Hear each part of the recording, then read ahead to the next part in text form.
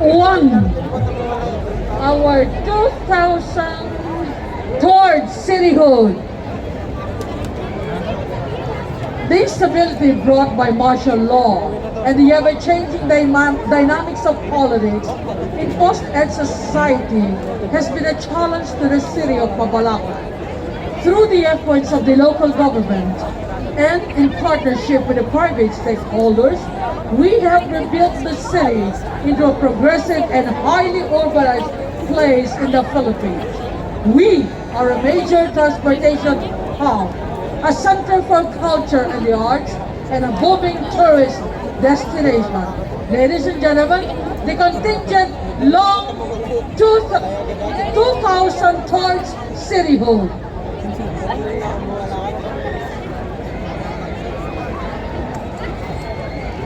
And that is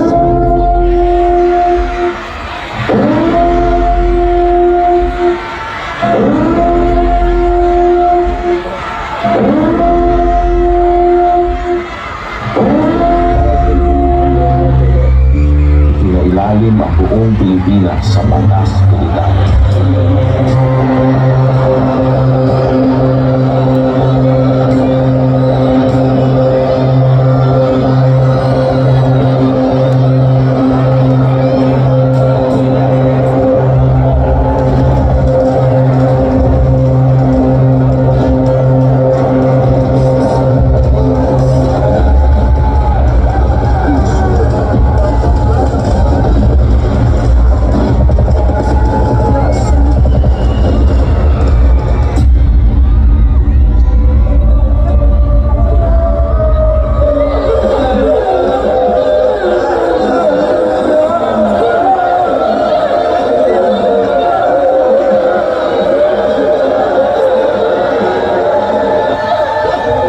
Sislag ne insala na ning kapayapan, king syudad na ning pakamalang Mabalacat.